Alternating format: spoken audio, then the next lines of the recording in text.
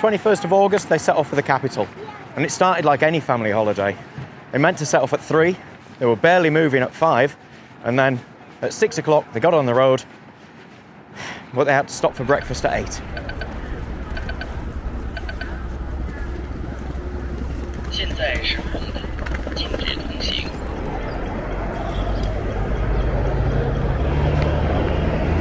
Actually, they were making good progress considering they still had 3,000 porters carrying 600 packages, some of which had to be carried by 32 men.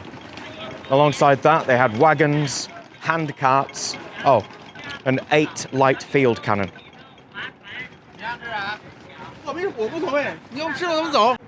The excessive heat, the dustiness of the road, the closeness of the carriages would have made it all unbearable if it wasn't for the novelty of the scene.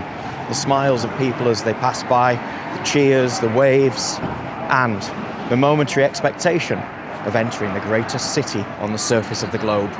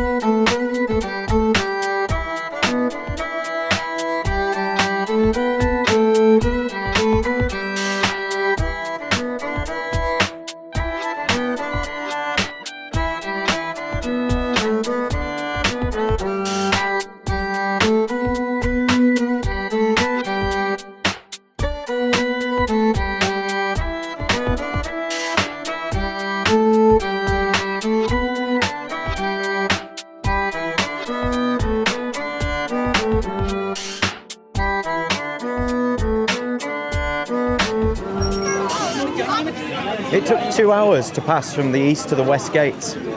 Barrow said that the laughter and mirth in every group couldn't be rivalled by any of the markets in London. But when they got to the villa, about 8 miles outside of Beijing, they found it in such a ruinous state that Macartney insisted on a better house in the city.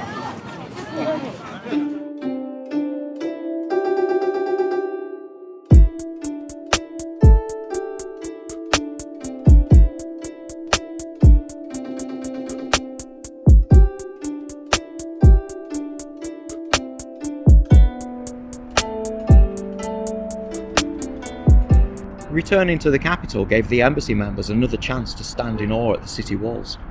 A large house was found for them on the north side of the city, which until recently had belonged to the collector of customs at Canton. Away from the emperor's eyes, he was able to set high prices for the foreigners and embezzle public revenue. When his deeds were found out, he was relieved of office and of his brand new house. When the emperor was asked if the British would be allowed to stay there, he said, "Well, of course they can. They've already paid for it."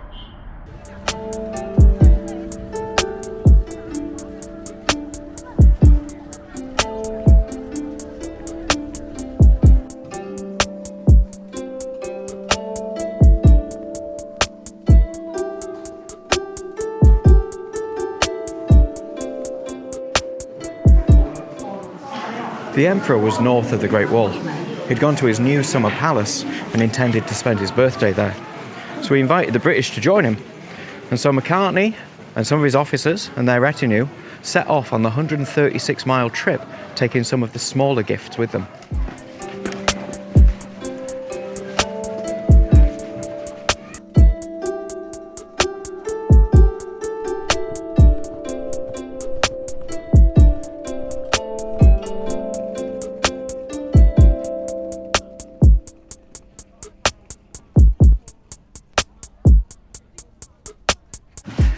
John Barrow and Dr. Dinwiddie were tasked with setting up the larger, more valuable items, and they had to do this in the exhibition hall of one of the other old summer palaces. And that was the Yuan, the Garden of Perfection and Light. That was just on the outskirts of Beijing. And they were told that they had to stay there until the job was completed. which was a bit of a problem because the place was already falling into neglect and the rooms weren't fit for sleeping in. But John Barrow and Dr. Dinwiddie pulled together with the Chinese servants and an Italian missionary named Diodato and turned the place around.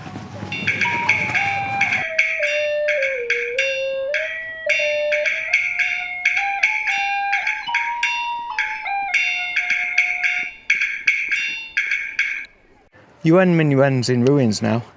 There's lots of people still here enjoying the frozen over lakes, but what was originally here has gone forever due to an Anglo-French attack in 1860.